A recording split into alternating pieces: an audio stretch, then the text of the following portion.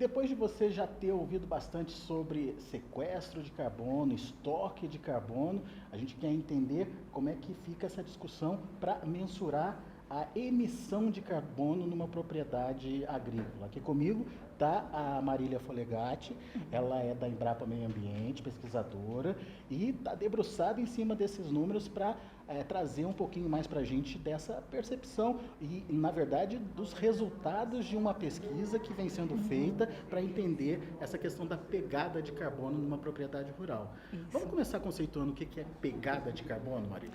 Vamos. Então, a pegada de carbono, ela é a contabilidade de gás de efeito estufa, não só gás carbônico, né, todos os gases que têm esse efeito sobre o aquecimento global, principalmente metano, óxido nitroso e o próprio gás carbônico, no ciclo de vida do produto. Então, se a gente estiver falando, por exemplo, de uma tonelada de soja, todas as emissões envolvidas para a produção de 1 tonelada de soja, desde a extração de recursos naturais, produção de insumos agrícolas, o uso em campo e aí as emissões em campo propriamente. Agora que a gente já tem o conceito, como é que está essa situação no produtor brasileiro, na produção aqui do Brasil? Essa pesquisa que você desenvolveu, ela trouxe que respostas aí para a gente? Então, a gente teve uma feliz surpresa, né? A gente, nesse projeto, em parceria com a Bayer, trabalhou com um conjunto de 8 produtores que já praticam uma agricultura bastante direcionada à sustentabilidade, né? Sistemas de produção complexos. E a gente chegou numa pegada de carbono, mesmo considerando mudança de uso da terra, né? Que é uma emissão importante, muito inferior ao que a gente encontra hoje nas bases de dados internacionais referentes à soja brasileira. Então, a gente tem dados que variam de 2.500 quilos de CO2 equivalente por tonelada a 5.000, né, de emissão nas bases internacionais, enquanto os dados desses produtores, e a gente teve uma grande variabilidade, com mudança de uso da terra, está perto de 760 quilos de CO2 equivalente por tonelada de soja. É muito inferior ao que se conhecia sobre a soja brasileira nesse ambiente, né, de avaliação do ciclo de vida que calcula a pegada de carbono. E o que muda em termos de comparação com um número desse de 2.500 a 5.000 para um de 700 e pouco? Eu acho que 2 coisas principalmente. Uma é como medir. Né? Porque quanto melhor você representa a realidade, óbvio, né? Mais fiel é o seu número. Então, a gente partia antes de mensurações que não conheciam no detalhe os processos de produção brasileiros. Esse é um ponto. O outro ponto é os produtores que fazem parte desse projeto são produtores diferenciados, então eles já aplicam as boas práticas, eles já praticam uma agricultura mais complexa, né, mais integrada, e tudo isso favorece o bom desempenho, favorece uma boa pegada de carbono. Agora, esse resultado obtido, ele é facilmente replicado ou vai dar trabalho? Então, ele é um pouco trabalhoso, né, porque você precisa conhecer o processo e quantificar fluxos no processo, né, então isso é um pouco trabalhoso, mas é possível trabalhar com algum grau de generalização. Então, se a gente estabelece categorias, né, consegue classificar os produtores em categorias, a gente consegue extrapolar e trabalhar, né, em maior escala, né, em vez de ir no sítio específico. Então, a gente parte do caso específico para conseguir conhecer o suficiente para permitir algumas extrapolações, né? E aí eu acho que a gente consegue abranger um número maior de produtores. Agora, dá para a gente trazer isso para uma comparação com uma calculadora mesmo, né? De Sim. Como fazer esse cálculo aí para o produtor. O que tem que ter nesse cálculo? Como é que funciona essa calculadora? Então, esse primeiro momento do projeto foi justamente para perceber quais são os parâmetros mais importantes que afetam a pegada de carbono. Então, às vezes você tem um esforço muito grande no levantamento de dados, de um dado específico, que reflete muito pouco no resultado. Então, nesse primeiro momento, a gente fez um screening e consegue focar nos pontos críticos e, com isso, fazer uma calculadora que não seja tão demandante de dados, né, tão pesada, e consiga refletir, né, com boa qualidade a pegada de carbono. Se você pudesse destacar os pontos críticos, quais seriam eles? Além da mudança de uso da terra, né, que é uma relação entre a capacidade de sequestrar carbono de um determinado uso e do uso atual, que a gente está falando no caso a produção de soja, então depende muito do uso anterior. Então, fora isso, que é um componente importante, em práticas de produção propriamente são basicamente calcário, né, o uso racional de calcário, o diesel consumido, né? Então, quanto melhor eu otimizar operações agrícolas, né, menos eu emito em função da queima do diesel, e o fertilizante nitrogenado. Então, por exemplo, para a soja, ele entra de carona com MAP e com DAP.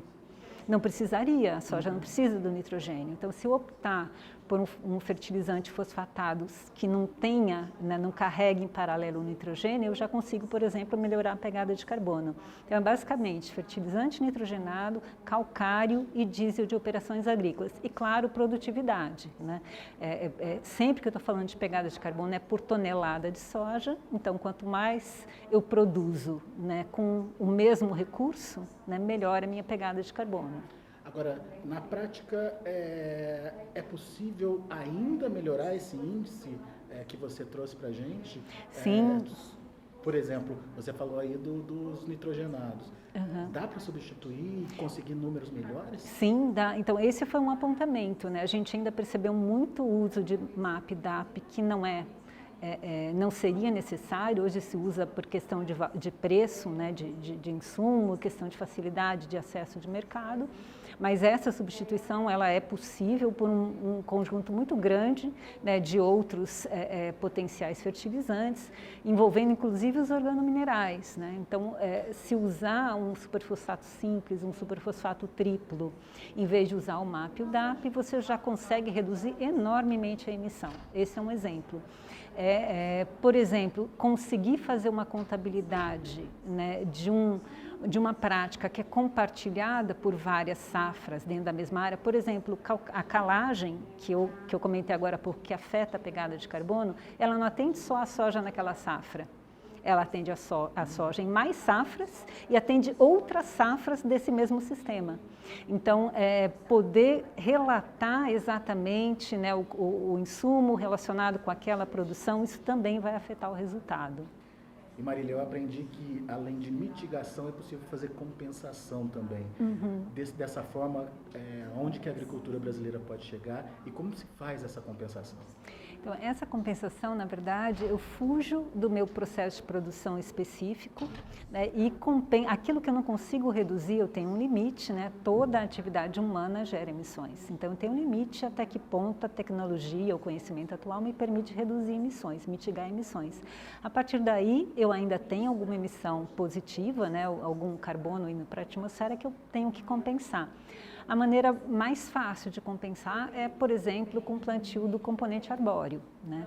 O limite para isso é o limite de disponibilidade de área, né? Se todos os setores da economia pretenderem, né, compensar com o plantio de árvores, a gente não tem mais espaço para a produção agrícola, por exemplo. Então, o ideal é todo mundo fazer a sua lição de casa, reduzir ao máximo possível e compensar só quando não houver outra alternativa, mas para o globo, né, para o clima, é importante, é interessante a compensação também.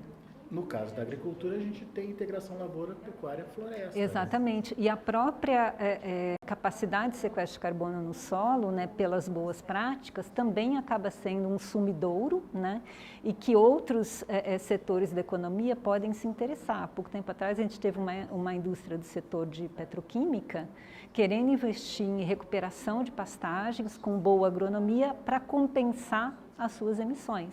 Então, a agricultura pode ser, além do plantio, né, de florestas, a própria agricultura, recuperando áreas degradadas, pode fazer esse papel de compensação. Até que ponto a agricultura brasileira pode atingir o status de carbono neutro ou de crédito de carbono mesmo? E, de repente, até pensar em práticas para se negociar esse crédito? Então, o carbono neutro, como eu mencionei agora há pouco, né, toda prática produtiva envolve emissões. Então, A gente tem um limite, não chega ao carbono negativo simplesmente com boas práticas. A gente precisaria de alguma estratégia de compensação, mas estoques de carbono no solo, né, ou em biomassa, né, em produção de biomassa, são uma estratégia possível.